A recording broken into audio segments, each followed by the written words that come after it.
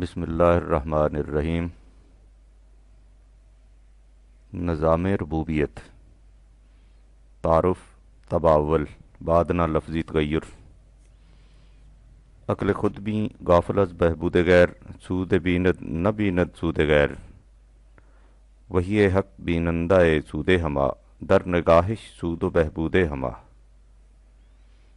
آپ کسی مسجد کے ممبر سے سنیے یا جلسہ گاہ کی اسٹیج سے، ہر مقام اور ہر گوشہ سے یہ آواز آپ کے کانوں میں آئے گی کہ اسلام ایسی تعلیم پیش کرتا ہے جس کی مثال اور نظیر دنیا میں کہیں نہیں ملتی۔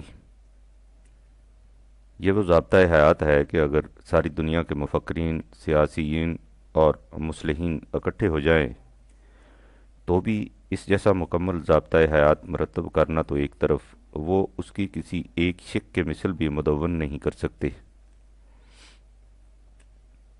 یہ نوع انسانی کی تمدنی، معاشرتی، معاشی، سیاسی، اجتماعی اور انفرادی مشکلات کا واحد اور عدیم النظیر حل اپنے اندر رکھتا ہے۔ یہ دعویٰ جس کی صداقت میں کوئی کلام نہیں، آپ کو ہر گوشہ سے سنائی دے گا، لیکن اگر آپ ان حضرات سے پوچھیں کہ اسلام کی وہ کون سی تعلیم ہے جو بے مثل و بے نظیر ہے اور جس کی مثال دنیا بھر کے مفکرین اکٹھے ہو کر بھی پیدا نہیں کر سکتے، تو آپ حیران رہ جائیں گے کہ ان کے ہاں سے اس سوال کا کوئی اطمینان بخش جواب نہیں مل سکے گا۔ وہ اگر کہیں گے تو زیادہ سے زیادہ یہ کہ اسلام کی تعلیم یہ ہے کہ جھوٹ نہ بولو، چوری نہ کرو، بددیانتی نہ کرو، بے انصافی نہ کرو، کسی کو ستاؤ نہیں، ہر ایک سے حسن معاملہ اور حسن سلوک سے پیش آؤ، سب کو بھائی بھائی سمجھو، ہر ایک سے ایک جیسا برتاؤ کرو، وغیرہ وغیرہ۔ یا دوسری طرف وہ نماز، روزہ، حج، زکوٰۃ وغیرہ احکام کے مصالحے اور منافع کو سامنے لے آئیں گے۔ سوال یہ ہے کہ جہاں تک اس اخلاقی تعلیم کا تعلق ہے، وہ کون سی چیز ہے جو اسلام کے سوا کہیں نہیں ملتی؟ یہ اخلاقی تعلیم دنیا کے تمام مذاہب میں مشترکہ طور پر پائی جاتی ہے، حتیٰ کہ جو لوگ کسی مذہب میں اعتقاد نہیں رکھتے اور خدا کی ہستی تک کے منکر ہیں، وہ بھی اس اخلاقی تعلیم کے قائل ہیں۔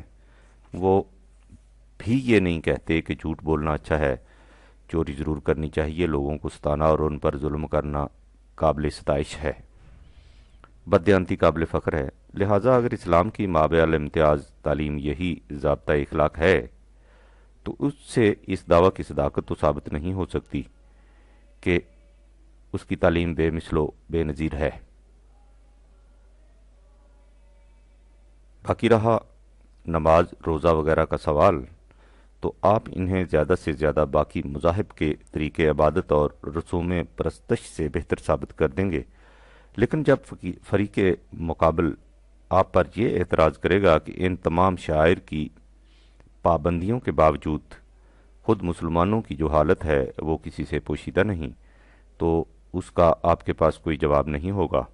اگر آپ کچھ کہیں گے تو فقط اتنا کہ ان کی دنیاوی حالت تو بے شک خراب ہے، لیکن اس سے ان کی روحانی ترقی ہوتی ہے اور عاقبت سنورتی ہے، اور یہ چیزیں دوسرے مذاہب میں حاصل نہیں کی جا سکتی۔ لیکن یہ وہ دعویٰ ہے جس کا آپ کوئی ثبوت پیش نہیں کر سکتے۔ روحانی ترقی کسی خارجی معیار سے ماپی نہیں جا سکتی، نہ کسی محسوس ترازو سے اسے تولا جا سکتا ہے۔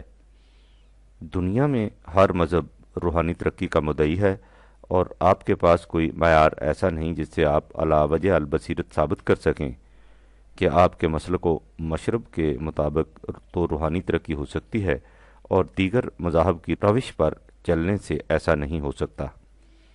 باقی رہا آخرت کی نجات کا سوال، تو اس کا ثابت کرنا روحانی ترقی سے بھی زیادہ مشکل ہے۔ ہر مذہب اس کا یکساں مدعی ہے، اور کوئی مذہب بھی اس کا مرئی اور محسوس ثبوت پیش نہیں کر سکتا۔ آپ نے غور کیا کہ وہ دعویٰ جسے ہم تمام عمر سنتے اور دہراتے رہتے ہیں، ذرا سے غور و فکر کے بعد کس طرح بلا دلیل نظر آنے لگتا ہے؟ اس کے یہ معنی نہیں کہ یہ دعویٰ غلط ہے، یہ دعویٰ تو اپنی جگہ بالکل صحیح ہے اور اس کے سچا ہونے میں ذرا بھی شک و شبہ نہیں، لیکن ہم جن گوشوں میں اس کی صداقت کی دلیل تلاش کرتے ہیں وہ اس کی دلیل بہم نہیں پہنچاتے، اس کی دلیل ہمیں کسی اور گوشے میں ملے گی۔ قرآن کریم سے پہلے دنیا کے تمام مذاہب نے مذہب کا منتہا روحانی ترقی اور اخروی نجات قرار دے رکھا تھا، دنیاوی معاملات سے انہیں کوئی سروکار نہیں تھا۔ انہوں نے زمین کی بادشاہت کیسر کے سپرد کر رکھی تھی اور اپنے لیے آسمان کی بادشاہت مخصوص کر لی تھی۔ دنیا اور دنیا والوں کے معاملات ان کی نگاہوں میں اس قدر قابل نفرت تھے کہ وہ ان کے متعلق بات نہیں کرنا چاہتے تھے۔ دنیاوی چیزوں کی کشش و جاذبیت ان کے نزدیک روحانی ترقی کے معنی اور اخروی نجات کے راستہ میں سنگ گراں تھی۔ چونکہ روحانی ترقی اور اخروی نجات کا دعویٰ ایسا تھا جس کے لیے کسی ثبوت کی ضرورت نہ تھی، اس لیے ہر مذہب کے پیرو اپنی اپنی جگہ مطمئن تھے کہ وہ حق پر ہیں اور باقی سب باطل پر۔ قرآن نے اس تصور میں کیا تبدیلی پیدا کی، اس کا ذکر ذرا بعد میں آئے گا، لیکن مسلمانوں نے قرآن کو عملاً چھوڑ دینے کے بعد بینہ ہی وہی مسلک اختیار کر لیا جو دیگر مذاہب نے اختیار کر رکھا تھا۔ انہوں نے بھی دنیا اور اس کے دھندے سلاطین کے سپرد کر دیے اور مذہب کا دائرہ روحانی ترقی اور آخرت کی نجات قرار دے لیا۔ لہٰذا اگر آپ چاہیں کہ آپ اس معیار کے مطابق اسلام کو مذاہب عالم کے مقابلہ میں بے مثل و بے نظیر ثابت کر دیں تو یہ ناممکن ہے۔ اس کے لیے نہ ان کے پاس بین ثبوت ہے نہ آپ کے پاس۔ قرآن کریم نے پہلے ہی پارہ کے شروع میں قصہ آدم کو بیان کرتے ہوئے کہا ہے، وَلَكُمْ فِي الْأَرْضِ مُسْتَقَرٌّ وَمَتَاعٌ إِلَىٰ حِینٍ 2/36۔ تمہیں ایک مدت تک کے لیے اس دنیا میں قیام کرنا اور متاع ارض سے بہرہ یاب ہونا ہے۔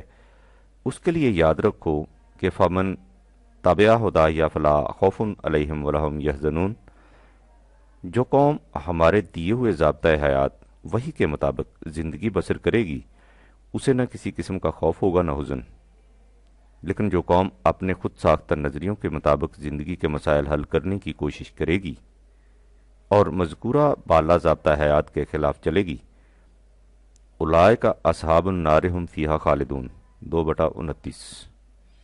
ان کی کشتے حیات جل کر راہ کا ڈھیر ہو جائے گی۔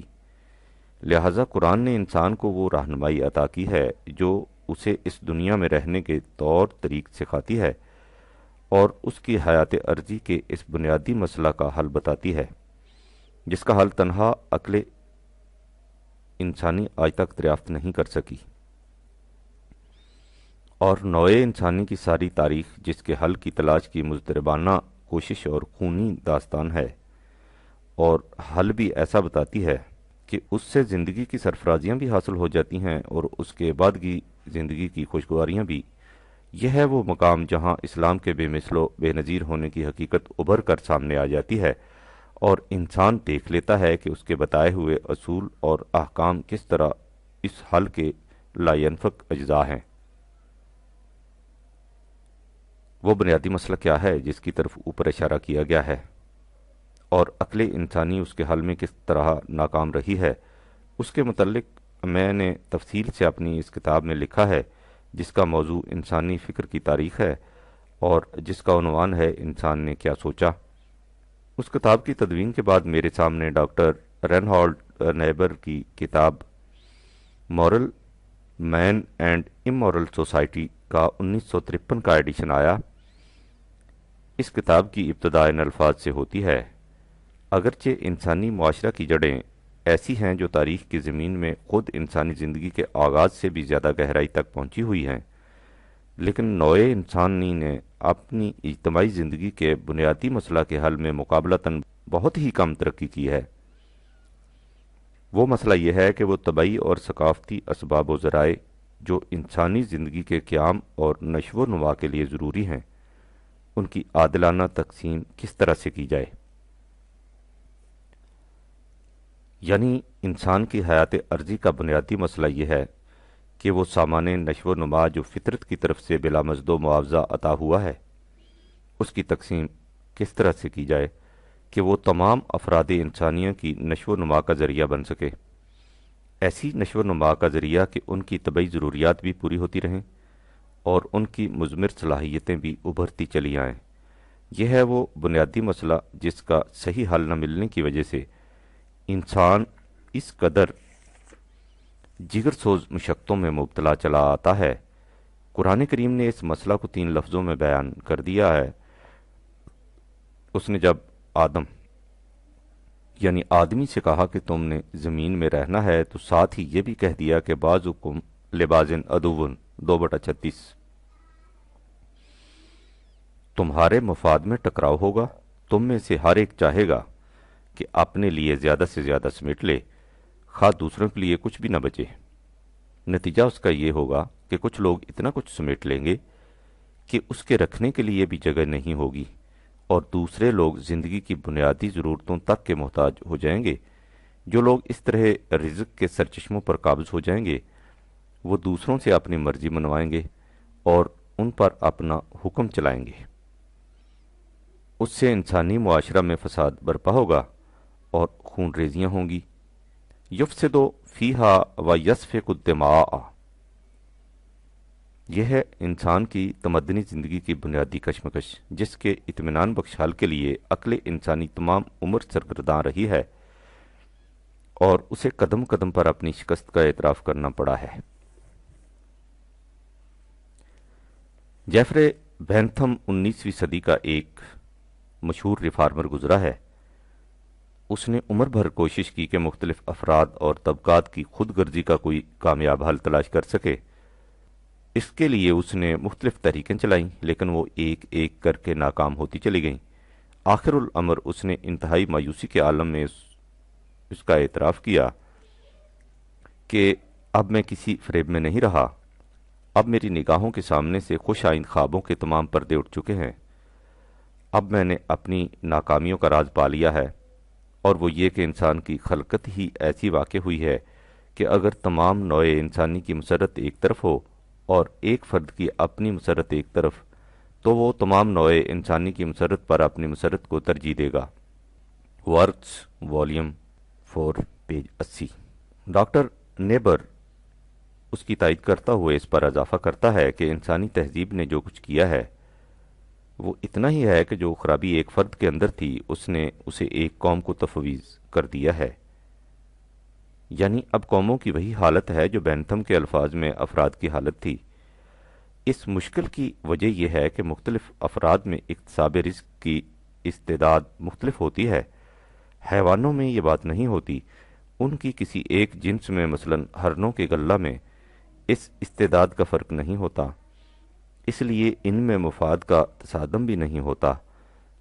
اسی طرح غیر مہذب قبائل میں یہ اختلاف جسمانی قوت تک محدود رہتا ہے اور مختلف افراد کی دماغی استعداد میں کچھ زیادہ تفاوت نہیں ہوتا، اس لیے وہاں بھی طبقاتی تقسیم نہیں ہوتی۔ لیکن جوں جوں انسان ذہنی ترقی کرتا جاتا ہے مختلف افراد میں اکتسابی استعداد کا فرق نمایاں ہوتا چلا جاتا ہے اور اسی نسبت سے باہمی مفاد میں تصادم بڑھتا جاتا ہے۔ جیمز میڈیسن لکھتا ہے کہ ذاتی ملکیت یا جائیداد کے حق کا تصور انسانی استعداد کے اختلاف سے پیدا ہوتا ہے، اور یہی وہ چیز ہے جو مختلف افراد کے مفاد میں مساوات پیدا نہیں ہونے دیتی۔ گورنمنٹ کا اولین مقصد اس استعداد کا تحفظ ہوتا ہے۔ اس کا نتیجہ یہ ہوتا ہے کہ مختلف افراد کی ملکیت کی مقدار بھی مختلف ہوتی ہے، اس سے معاشرہ میں مختلف معاشی گروہ اور پارٹیاں بن جاتی ہیں۔ یہ ہے تفسیر قرآن کے ان 3 الفاظ کی جنہیں اوپر درج کیا جا چکا ہے، یعنی بعضکم لبعض عدو کی حالت۔ اب سوال یہ ہے کہ کیا تنہا عقل کی روح سے اس تصادم کا کوئی کامیاب حل دریافت کیا جا سکتا ہے؟ ہم دیکھ چکے ہیں کہ بینتھم نے اس سے یہ کہہ کر پیچھا چھڑا لیا کہ یہ بات انسان کی فطرت کے اندر ہے، لہذا اسے دور ہی نہیں کیا جا سکتا۔ ڈاکٹر نائبر اس کے متعلق لکھتا ہے، اگر عقل انسانی معجزانہ طور پر ترقی کر جائے تو اور بات ہے، ورنہ اس کے ذریعے اس تصادم کا مٹانا ناممکن ہے جو مختلف طبقوں اور قوموں میں اپنے اپنے مفاد کے تحفظ کے خیال سے پیدا ہوتا ہے۔ عقل کو کتنی ہی وسعت اور ثبات کیوں نہ حاصل ہو جائے، اس کے لیے یہ ناممکن ہے کہ یہ اس فرد کے علاوہ جس کی یہ عقل ہے کسی اور کی زندگی کے لیے اسبات میں جواب دے سکے۔ لہٰذا یہ پیشگوئی نہایت آسانی سے کی جا سکتی ہے کہ مستقل امن اور نوع انسانی کی اخوت کا خواب اپنی مکمل شکل میں کبھی شرمندہ تعبیر نہیں ہو سکے گا۔ ہمیں اس کی کوئی امید نہیں رکھنی چاہیے کہ علم و عقل کی ترقی اور وسائل رسل و رسائل کی وسعت سے بین الاقوامی اخلاق میں کوئی نمایاں ترقی ہو جائے گی۔ یہ ہے وہ نتیجہ جس تک اس باب میں ہمارے دور تک کے مفکرین پہنچے ہیں، یعنی یہ عقل کے بس کی بات ہی نہیں کہ وہ انسان کی حیات عرضی کے اس بنیادی مسئلہ کا حل دریافت کر سکے۔ تنہا عقل نے اس مسئلہ کا جو حل دریافت کیا ہے وہ ہمارے دور میں کمیونزم کی شکل میں سامنے آیا ہے۔ کمیونزم کوئی نیا تصور نہیں، ذہن انسانی نے صدیوں پہلے اس بات کو محسوس کیا تھا کہ اس ساری کشمکش کی جڑ ذاتی ملکیت کا وجود ہے۔ اگر ذاتی ملکیت کو مٹا دیا جائے تو یہ مسئلہ خود بخود حل ہو جاتا ہے۔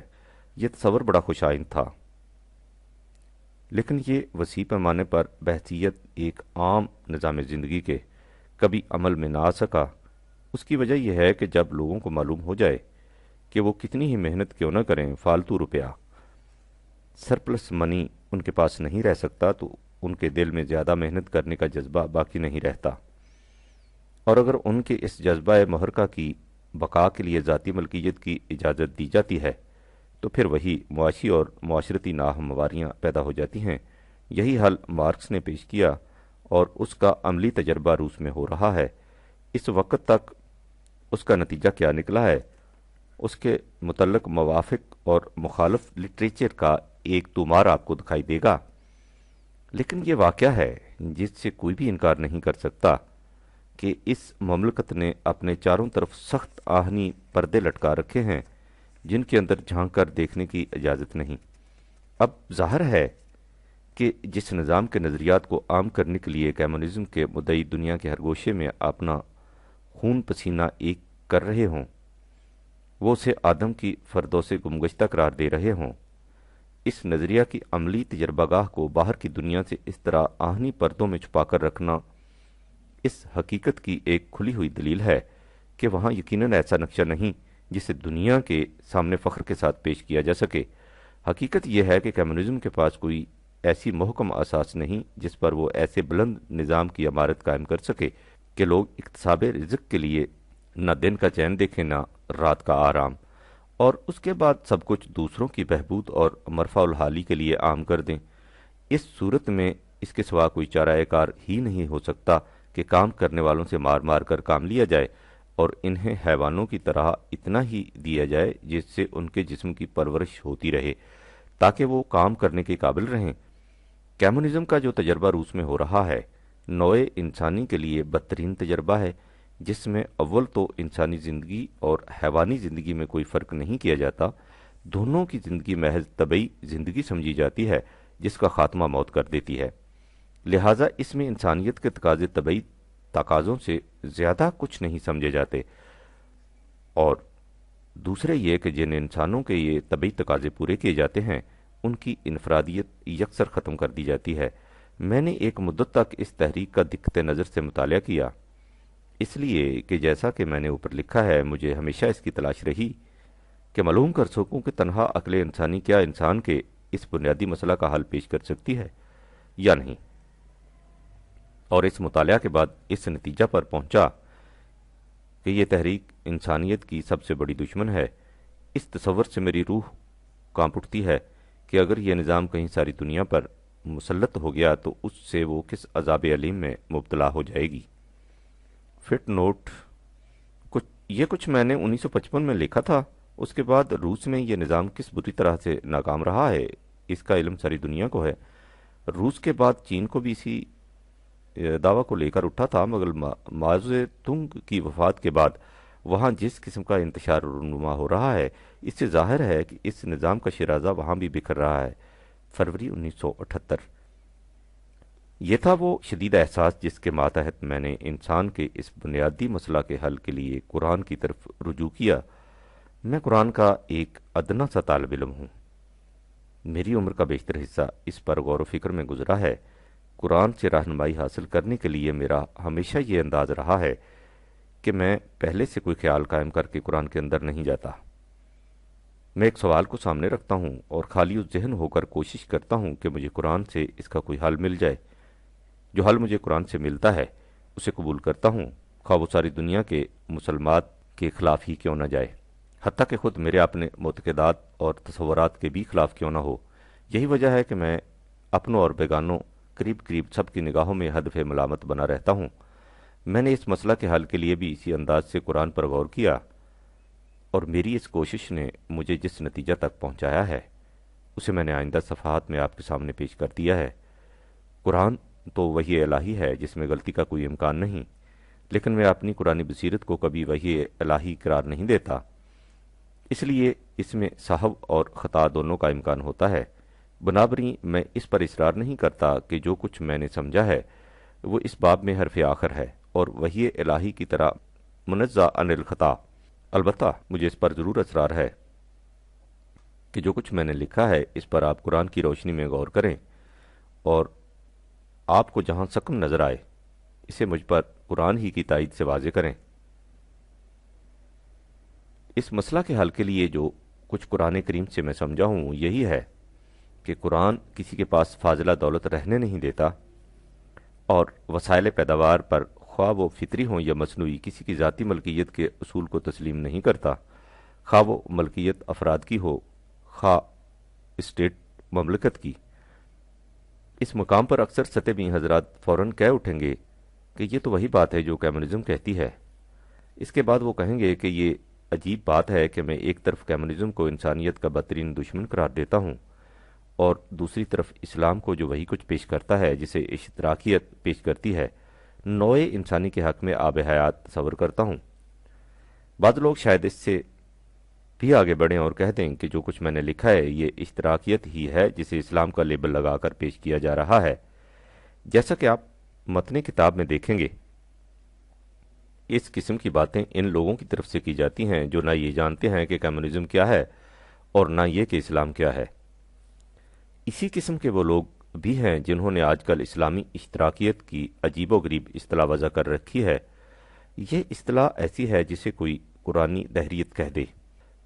اس میں شبہ نہیں کہ کمیونزم میں بھی ذاتی ملکیت کی نفی ہوتی ہے، لیکن صرف اتنی سی بات سے کمیونزم جیسا خلاف اسلام تصور حیات اسلام تو نہیں بن سکتا۔ یہ ایسا ہی ہے جیسے کوئی کہہ دے کہ آریہ سماجی بھی بت شکنی کی تعلیم دیتے ہیں اور اسلام بھی بتوں کی پرستش سے روکتا ہے، اس لیے اسلام اور آریہ سماجی مذہب دونوں ایک ہی ہیں۔ کمیونزم ایک معاشی نظام ہی نہیں، وہ ایک فلسفہ حیات ہے جو ان بنیادوں پر قائم ہے جو قرآنی تصور حیات سے یکسر متضاد ہے۔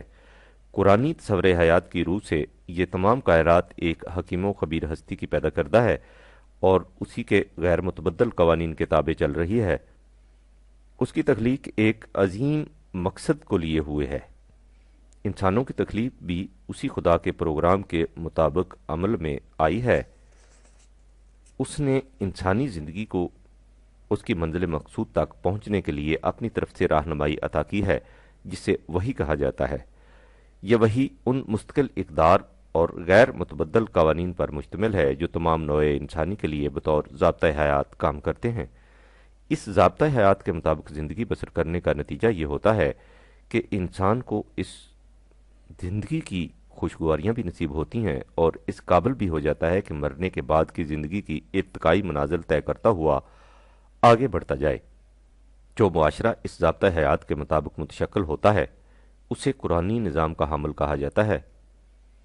اس نظام کا مقصد یہ ہے کہ دنیا میں کوئی انسان اپنی بنیادی ضروریات زندگی سے محروم نہ رہے اور تمام افراد کی مضمر صلاحیتوں کی پوری نشو و نما ہوتی چلی جائے۔ اسی کا نام تکمیل ذات یا استحکام خودی ہے، یعنی ہر فرد کی انفرادیت کا ثبات اور اس کی تکمیل۔ اس نظام میں یہ کچھ نہ میکانکی طور پر رونما ہوتا ہے اور نہ ہی کسی قسم کے جبر و تشدد سے پیدا کیا جاتا ہے۔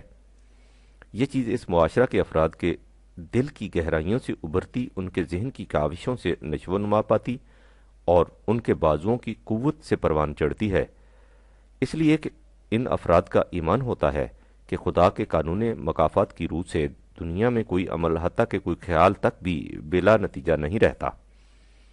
انسانوں کا ہر عمل اور ارادہ جو وحی خداوندی یعنی مستقل اقدار سے ہم آہنگ ہوتا ہے وہ فرد اور معاشرہ دونوں کے لیے خوشگوار نتائج پیدا کرتا ہے۔ اور اسی میں شرف انسانیت کی تکمیل کا راز پوشیدہ ہے، اور ہر وہ کام جو ان اقدار کے خلاف سرزد ہو اس سے مقام انسانیت چھین لینے کا موجب بنتا ہے۔ اس نظام میں ہر فرد پوری محنت سے کام کرتا ہے اور اپنے لیے صرف اتنا لیتا ہے جو اس کی ضروریات کے لیے کافی ہو، باقی سب کچھ اپنے دل کی پوری رضامندی کے ساتھ نوع انسانی کی ربوبیت عامہ کے لیے کھلا چھوڑ دیتا ہے، کیونکہ اس کا ایمان ہوتا ہے کہ اس سے اس کی اپنی ذات کی نشو و نما ہوتی ہے اور ابدی مسرتوں کا مستحق بن جاتا ہے۔ اس طرح اس معاشرہ میں نہ فاضلہ دولت کسی کے پاس رہتی ہے اور نہ ہی وہ پیداوار کے ذرائع پر ذاتی ملکیت کا سوال پیدا ہوتا ہے۔ ان حقائق کو سامنے رکھیے اور پھر سوچئے کہ ان میں اور کمیونزم میں کوئی قدر بھی مشترک ہے۔ کمیونزم نہ خدا کی قائل ہے، نہ کائنات اور انسانی زندگی کے کسی مقصد کی، نہ وہ وحی کو مانتی ہے، نہ مستقل اقدار کو، نہ وہ انسانی ذات کی قائل ہے، نہ مرنے کے بعد زندگی کے تسلسل کی، نہ وہ قانون مکافات کو تسلیم کرتی ہے اور نہ اس کے غیر متبدل اصولوں کو۔ اب سوچئے کہ ایک ایسے نظام زندگی کو جو ان تمام اقدار کے انکار پر مبنی ہو، اسلام سے کوئی تعلق بھی ہو سکتا ہے؟ کمیونزم اور اسلام دو متضاد عناصر ہیں جو کبھی ایک جگہ اکٹھے ہو نہیں سکتے۔ قرآن کی روح سے کوئی مسلمان کمیونسٹ ہو ہی نہیں سکتا۔ حقیقت یہ ہے کہ وہ تحریک جو ایک دین نظام زندگی کی حیثیت سے سب سے پہلی بار اسلام کے مقابل آئی ہے، کمیونزم ہے۔ اسلام اس وقت ایک بہت بڑی جنگاہ میں کھڑا ہے، اس کے لیے ضروری ہے کہ وہ کمیونزم کو شکست دے کر اپنی صداقت کی نمود کرے، لیکن یہ اس نظام ربوبیت کی روح سے ہو سکتا ہے جسے قرآن پیش کرتا ہے۔ جہاں تک میرا مطالعہ میری رہنمائی کرتا ہے، قرن اول کے بعد جس میں یہ نظام اس زمانے کے حالات کے مطابق اپنی عملی شکل میں قائم ہوا تھا، یہ پہلی کوشش ہے جس میں قرآن کریم میں پیش کردہ نظام ربوبیت کو اس طرح مدون شکل میں سامنے لایا گیا ہے۔ ظاہر ہے کہ ہمارے قدامت پرست طبقہ کی طرف سے اس کی سخت مخالفت ہوگی، اس لیے کہ ان کا ایمان یہ ہے کہ جو کچھ اسلاف سے ہوتا چلا آ رہا ہے وہی مسلک حق کا ہے اور اس میں کسی قسم کا رد و بدل، الحاد اور بے دینی ہے۔ ہمارے ہاں وسائل پیداوار پر ذاتی ملکیت کا تصور صدیوں سے چلا آ رہا ہے، اس لیے یہ تصور ان حضرات کے نزدیک بڑا مقدس اور عین اسلام بن چکا ہے۔ بنابراین وہ کسی ایسی بات کے سننے تک کے لیے بھی تیار نہیں ہوں گے جس میں یہ کہا گیا ہو کہ وسائل پیداوار ذاتی ملکیت میں نہیں رہنے چاہیے۔ ان سے اگر کہا جائے گا کہ یہ دیکھیے کہ اس باب میں قرآن کیا کہتا ہے، تو ان کا پہلا جواب تو یہ ہوگا کہ ہمارے بزرگ قرآن کو ہم سے زیادہ سمجھتے تھے، اور دوسرا جواب یہ کہ اگر کسی معاملہ میں قرآن میں اور اسلاف کے مسلک میں اختلاف نظر آئے تو ہمیں قرآن کی ایسی تعویل کرنی چاہیے جس سے وہ اسلاف کے مسلک کے مطابق ہو جائے۔ لیکن میرے نزدیک یہ کوئی دلیل نہیں۔ میرے عقیدہ کے مطابق دین کی سند اللہ کی کتاب ہے، اور ہر دور کے مسلمانوں کے لیے یہ ضروری ہے کہ وہ دیکھیں کہ ان کے ہاں جو کچھ ہوتا چلا آ رہا ہے وہ قرآن کے مطابق ہے یا نہیں۔ جہاں وہ دیکھیں کہ کوئی بات قرآن کے خلاف ہے، اسے قرآن کے مطابق کر لینا چاہیے۔ باقی رہا یہ کہ ہمارے اسلاف بھی قرآن کو سمجھتے تھے، سو اس ضمن میں عرض کر دوں کہ قرآن کریم نے تدبر اور تفکر پر جو اس قدر زور دیا ہے تو وہ کسی خاص دور یا خاص افراد تک محدود نہیں۔ قرآن کریم قیامت تک کے انسانوں کے لیے ضابطۂ ہدایت ہے، اس لیے اس میں تدبر و تفکر کا حکم تمام دنیا کے انسانوں کے لیے ہمیشہ ہمیشہ کے لیے ہے۔ سو جب اللہ تعالیٰ ہمیں بھی تدبر فی القرآن کا حکم دیتا ہے تو قرآن کریم میں تدبر ارشاد خداوندی کی تعمیل ہے۔ جو ایسا نہیں کرتا وہ اس ارشاد خداوندی کی خلاف ورزی کرتا ہے۔ اس کے بعد یہ سمجھیے کہ زمانہ من حیث الکل اس طرح آگے بڑھتا چلا آ رہا ہے کہ ہر دور میں نئے نئے تقاضے ابھر کر سامنے آتے ہیں۔ جس دور میں جو تقاضا زیادہ نمایاں طور پر سامنے آتا ہے اس دور کے انسان لامحالہ اس پر زیادہ غور و فکر کرتے ہیں۔ رزق کی تقسیم کا تقاضا جس شدت سے ہمارے دور میں ابھر کر سامنے آیا ہے، گزشتہ 1300 سال میں ایسا کبھی نہیں ہوا تھا۔ اس لیے ہمیں یہ نہیں دیکھنا چاہیے کہ ہمارے ہاں ہوتا کیا چلا آ رہا ہے، دیکھنا یہ چاہیے کہ اس تقاضے کا حل قرآن کیا پیش کرتا ہے۔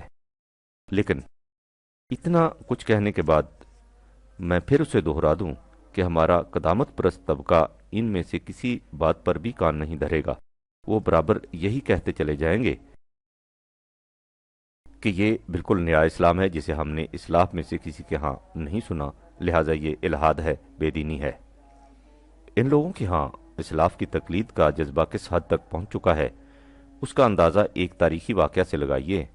عہد اموی کی جامع دمشق بہت مشہور ہے۔ اتفاق ایسا ہوا کہ اس مسجد کا رخ قبلہ سے ذرا ہٹا ہوا بن گیا۔ اس کے بعد جتنی مسجدیں بنی وہ سب اسی جامعہ دمشق کی سمت کے مطابق تھیں۔ نتیجہ یہ کہ ان تمام مساجد کا رخ قبلہ سے ہٹ گیا۔ کچھ عرصہ کے بعد اس فن کے ماہرین نے اس غلطی کو محسوس کیا۔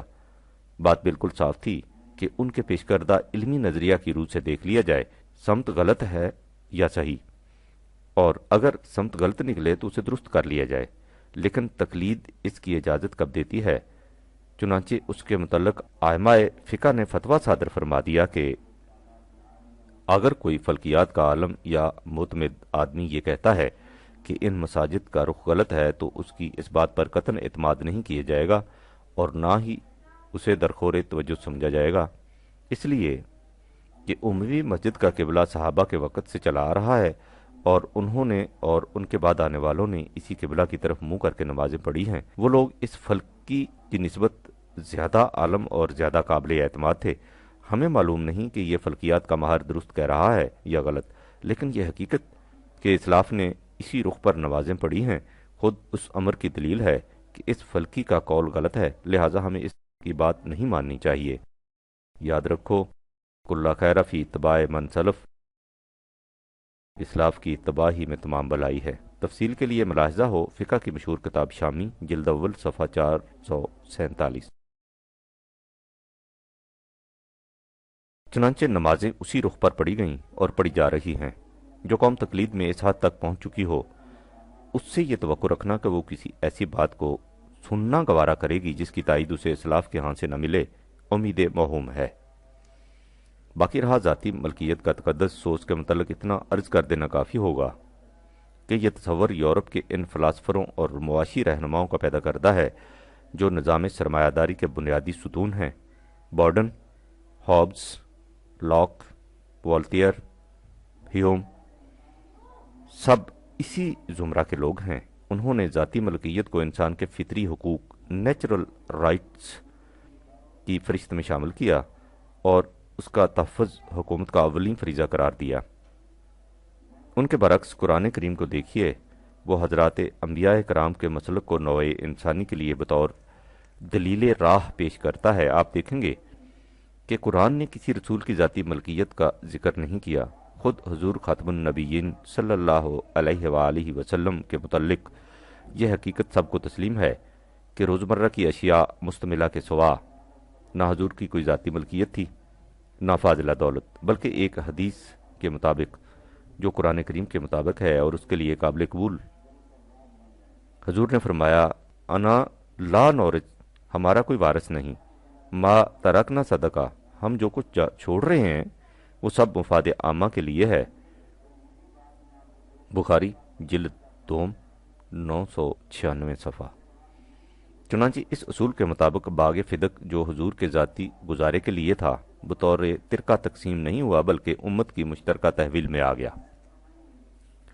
اب رہا یہ سوال کہ اگر اسلام میں ذاتی ملکیت نہیں تو پھر قرآن کریم میں وراثت وغیرہ کے احکام کس لیے دیے گئے ہیں؟ اس کی وجہ یہ ہے کہ قرآن انسانی معاشرہ کو اپنے متعین کردہ پروگرام کی آخری منزل تک آہستہ آہستہ بتدریج پہنچاتا ہے۔ اس لیے وہ جہاں اس پروگرام کی آخری منزل کے متعلق اصول اور احکام متعین کرتا ہے، عبوری دور کے لیے بھی ساتھ کے ساتھ رہنمائی دیتا چلا جاتا ہے۔ وراثت، قرضہ، لین دین، صدقہ و خیرات وغیرہ سے متعلق احکام اس عبوری دور سے متعلق ہیں جس میں سے گزر کر معاشرہ انتہائی منزل تک پہنچتا ہے۔ اس کے ساتھ ہی اس حقیقت کو بھی پیش نظر رکھنا چاہیے کہ دنیا میں ایسے ممالک بھی ہوں گے جہاں مسلمان اقلیت میں غیر مسلم یا غیر قرآنی نظام حکومت کے تابع زندگی بسر کر رہے ہوں گے، وہاں ان کی زندگی انفرادی مسلمانوں کی سی ہوگی۔ اس لیے ان کے لیے انہی احکام قرآنی پر عمل پیرا ہونا ممکن ہوگا جنہیں ہم نے عبوری دور کے احکام کہہ کر پکارا ہے۔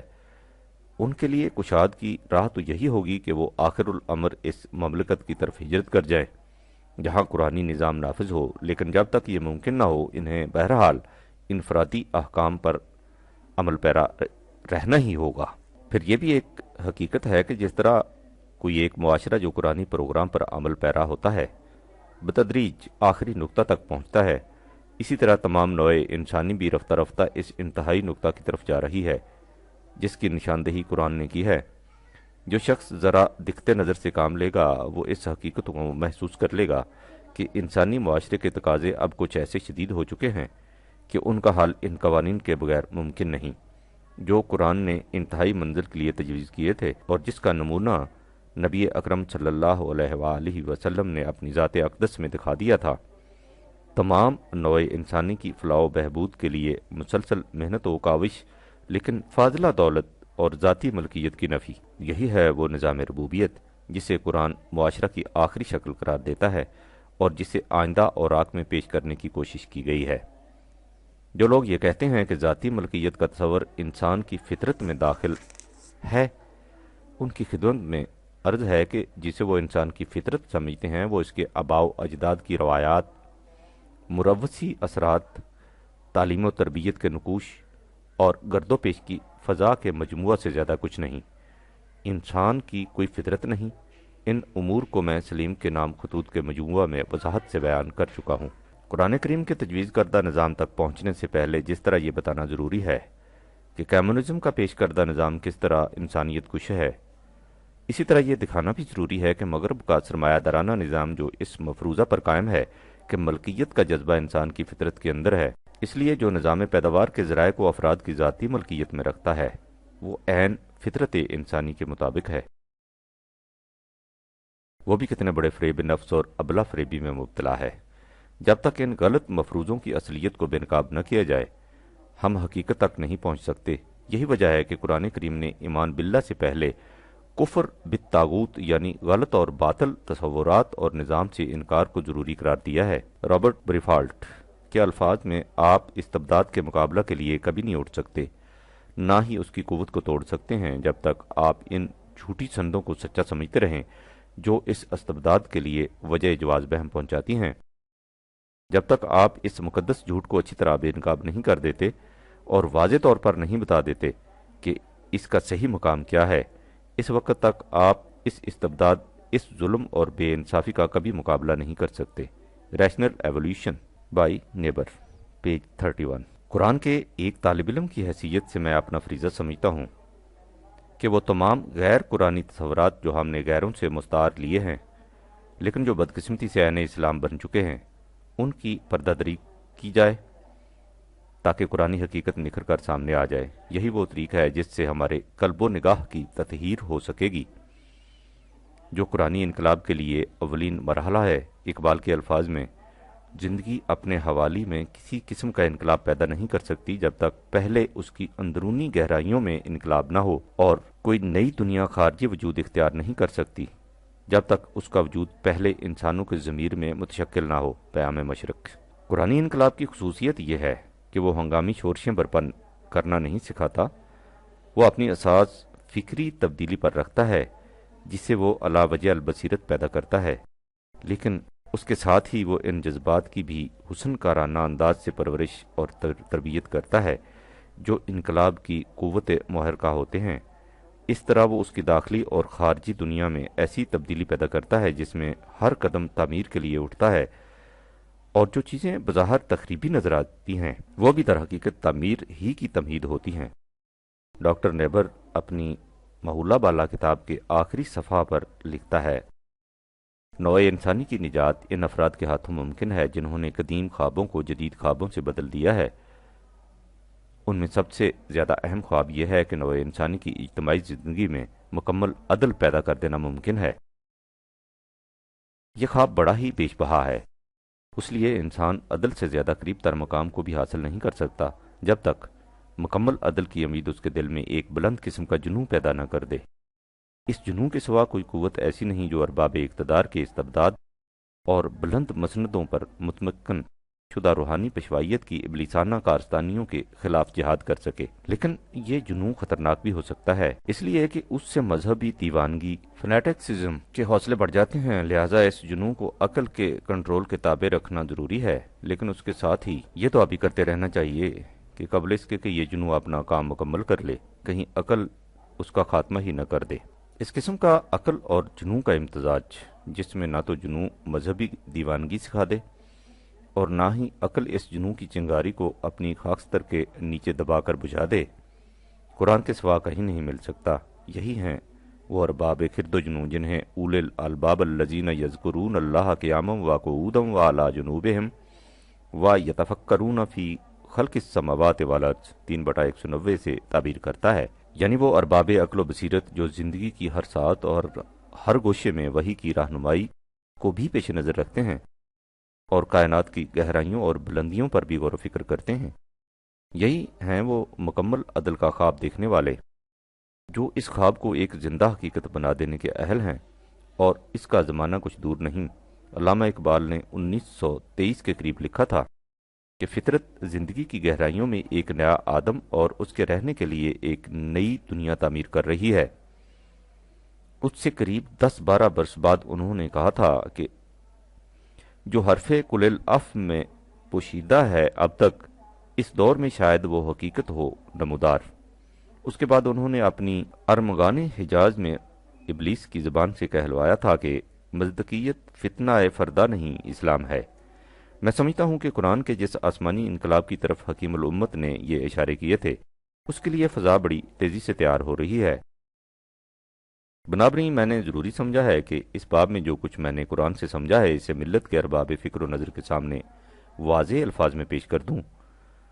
اس کی ضرورت صرف اس لیے نہیں کہ وہ خود اس قرآنی معاشرہ کو سمجھنے کی کوشش کریں، اس کی زیادہ ضرورت اس لیے بھی ہے کہ اس وقت انسانیت ایک بڑے نازک دور سے گزر رہی ہے، اور وہ دوراہا بہت جلد سامنے آ جائے گا جب اسے آخری فیصلہ کرنا ہوگا کہ وہ کس سمت کی طرف مڑے۔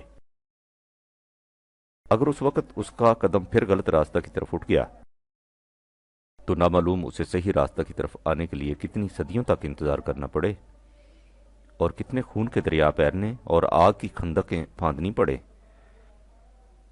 اس وقت نوع انسانی سرمایہ داری کے اس نظام سے تنگ آ چکی ہے جس نے اتنا عرصہ اس کا گلا گھونٹے رکھا ہے۔ اگر اس وقت اسے صحیح راستہ نہ ملا تو وہ ناچار کمیونزم کو قبول کر لے گی، اور یہ نظام اس کے لیے خودکشی کے مرادف ہوگا۔ لہٰذا میں سمجھتا ہوں کہ جو قوم وراثت قرآن کی مدعی ہے، یہ ذمہ داری اس پر عائد ہوتی ہے کہ ایسے نازک وقت میں وہ کاروان انسانیت کی رہنمائی صحیح راستہ کی طرف کرے۔ صحیح راستہ سے مراد ہے ایسا راستہ جس پر چل کر انسان کی معاشی زندگی کا وہ مسئلہ بھی حل ہو جائے جس کے حل کی کرنے سے تنہا عقل انسانی اس بری طرح سے ناکام رہی ہے، اور انسان اس زندگی کے بعد کی زندگی کی خوشگواریاں بھی حاصل کر لے۔ ایسا نظریہ زندگی جو انسانی زندگی کے مسئلہ کو محض معاشی مسئلہ قرار دے کر حیات آخرت سے انکار کر دے، یا اس کے معاشی مسئلہ کو حقارت سے ٹھکرا کر صرف روحانی ترقی کو مقصد زندگی قرار دے دے، قرآنی نظریہ حیات نہیں ہو سکتا۔ قرآن ایک ہی کنجی سے انسان کی دنیا اور آخرت دونوں کے دروازے کھولتا ہے، اور اسی جہت سے اس کی تعلیم بے مثل و بے نظیر ہے۔ اخلاقی ضابطہ اور دین کے شاعر و مناسک اسی بے مثل و بے نظیر پروگرام کے اجزاء ہیں۔ آخر میں میری درخواست ہے کہ میں نے جو کچھ لکھا اسے سرسری نگاہ سے نہ دیکھا جائیے، اس کے ایک ایک لفظ پر غور کیجیے اور سوچئے کہ میں نے قرآن کا مفہوم صحیح طور پر سمجھا ہے یا نہیں، اور اگر آپ متفق ہوں کہ یہ قرآن کی صحیح تعبیر ہے تو پھر سوچئے کہ نوع انسانی کو سرمایہ داری کے جزام اور کمیونزم کے سرسام سے بچانے کے لیے آپ پر کیا فریضہ عائد ہوتا ہے۔ پرویز، مارچ 1955۔ پیش لفظ طبع ثانی۔ یہ کتاب 1955 میں شائع ہوئی اور چند ہی روز میں اس نے ملک کی شہرت حاصل کر لی، اور وہ ایڈیشن جلدی ختم ہو گیا۔ اس کے بعد اس کے دوسرے ایڈیشن کے تقاضے موصول ہونے شروع ہو گئے، لیکن اس دوران میں پاکستان میں معاشی موضوع نے اس قدر اہمیت حاصل کر لی کہ اس سے پیدا شدہ مختلف مسائل بحث و تمہیز کا مرکز بن گئے۔ کمیونزم اور سوشلزم کے حامیوں نے اپنے نقطۂ نگاہ سے اس بحث میں حصہ لیا۔ ہمارے قدامت پرست طبقہ نے اپنے موقف و مسلک کی تائید میں بہت کچھ کہا اور لکھا۔ ایک گروہ نے مفاہمت، کمپرومائز کی ناکام کوشش کی اور اسلامی سوشلزم کی اصطلاح سے ایک نیا مسلک تراشا، جس میں نہ اسلام تھا نہ سوشلزم، یا یوں کہیے کہ وہ سوشلزم پر ان کے خود ساختہ اسلام کی ملمہ کاری کی صحیح ناکام تھی۔ ان مباحث میں جو کچھ مجھے قرآن کریم کے خلاف نظر آیا، میں نے اس پر پوری جرت سے دو ٹوک الفاظ میں تنقید کی اور اس کے ساتھ اپنے مقالات اور خطابات میں قرآنی نظام معیشت کو اور بھی وضاحت و صراحت کے ساتھ پیش کرتا رہا۔ بحث و مباحثہ کی اس ہیجان خیز فضا میں نظام ربوبیت کے جدید ایڈیشن کا سوال پیدا نہیں ہوتا تھا۔ اب جب کہ اس طوفان میں قدر سکون پیدا ہوا تو میں نے مناسب سمجھا کہ اسے دوبارہ شائع کر دیا جائے، لیکن جو کتاب اب آپ کے سامنے آئے گی وہ سابقہ کتاب نظام ربوبیت کا دوسرا ایڈیشن نہیں، وہ اس موضوع پر اثر نو مرتب کردہ تصنیف ہے، جس میں ان تمام مباحث کی روشنی میں جو اس تمام دوران میں سامنے آئے ہیں ضروری رد و بدل کیا گیا ہے۔ لیکن اس کے باوجود قرآن کریم کے معاشی نظام کے سلسلہ میں جو کچھ میں نے اصولی طور پر پہلے ایڈیشن میں پیش کیا تھا، اس میں کوئی تبدیلی نہیں ہوئی۔ قرآن کے حقائق ہمیشہ کے لیے غیر متبدل ہیں۔ سابقہ ایڈیشن میں رد و بدل کے علاوہ آخر میں میں نے دو چار ایسے خطابات اور مقالات کا اضافہ ضروری سمجھا ہے جن میں اس موضوع سے متعلق منتشر حقائق سمٹ کر یکجا سامنے آ گئے ہیں۔ پہلے خطاب میں سوشلزم، اسلامی سوشلزم اور قرآنی نظام کی تفصیلات آ گئی ہیں۔ دوسرے میں مارکس اور مارکسزم کا صحیح مقام متعین کیا گیا اور اس کی ناکامی کی بنیادی وجہ سے بحث کی گئی ہے، اور تیسرے مقالہ میں معاوضتوں کے فلسفہ کو سامنے لایا گیا ہے۔ یوں قرآن کے معاشی نظام کے تقابل میں روسی کمیونزم اور چینی کمیونزم کے نقوش آئینہ وار ایک دوسرے کے بالمقابل آویزاں ہو گئے، اور آخر میں ربا اور زکوٰۃ جیسے اہم موضوعات کو سمٹائی ہوئی شکل میں پیش کر دیا گیا ہے۔ اس طرح اب یہ کتاب میری کوشش کے مطابق معاشیات کے موضوع پر ایک جامع تصنیف قرار پا سکتی ہے۔ اس کتاب میں قرآنی اصطلاحات بکثرت سامنے آئیں گی، ان کا واضح مفہوم میری لغات القرآن میں ملے گا۔ جہاں تک قرآنی آیات کا تعلق ہے، ان کے ترجمہ کی بجائے ان کا مفہوم پیش کیا گیا ہے، اس کے لیے میرے مفہوم القرآن کا زیر نظر رکھنا مفید ہوگا۔ متن میں انگریزی کتابوں کے حوالے ساتھ کے ساتھ دینے کے بجائے متعلقہ باب کے آخر میں دیے گئے ہیں۔ مثلا متن میں کسی کتاب کے اقتباس کے سامنے جو نمبر دیا گیا ہے، جیسے 1، تو اس سے مراد یہ ہے کہ اس باب کے آخر میں نمبر 1 کے سامنے اس کتاب کا نام وغیرہ دیا گیا ہے۔ میری زندگی کا مشن قرآنی فکر کی تحصیل اور اس کی نشر و اشاعت ہے، اور میں قریب 50 سال سے اسی مقصد کی تکمیل میں مصروف ہوں۔ قرآنی حقائق کے اس قدر طویل عرصہ پر مشتمل مطالعہ، فکر اور تدبر کے باوجود میں نے کبھی یہ دعویٰ نہیں کیا کہ جو کچھ میں پیش کر رہا ہوں وہ سہو و خطا سے منزہ اور حرف آخر ہے۔ اس قسم کا دعویٰ میں سمجھتا ہوں کہ کوئی انسان بھی نہیں کر سکتا۔ بنابراین اس کتاب میں بھی میں نے جو کچھ پیش کیا ہے وہ فکر انسانی کے متعلق ایک انسانی کوشش ہے۔ اگر آپ اس سے متفق ہوں تو ہو المراد، اور اگر آپ کو اس میں کوئی غلطی نظر آئے تو میں شکر گزار ہوں گا اگر آپ مجھے اس سے مطلع فرمائیں، بشرطے کہ جو کچھ آپ کہیں اس کی تائید میں قرآنی سند پیش کی جائے۔ آخر میں میری جبین نیاز بدرگاہ رب العزت سجدہ ریز ہے، جس نے مجھے یہ توفیق ارزانی فرمائی کہ میں اپنی عمر کے بیشتر حصہ کو اس کی کتاب عظیم کے سمجھنے سمجھانے میں صرف کر سکا۔ یہ بہت بڑی سعادت ہے جس سے وہ مبتاع فیض عطا کرے۔ وسلام۔ پرویز، 1 نومبر 1978، 25 بی گلبرگ 2، لاہور۔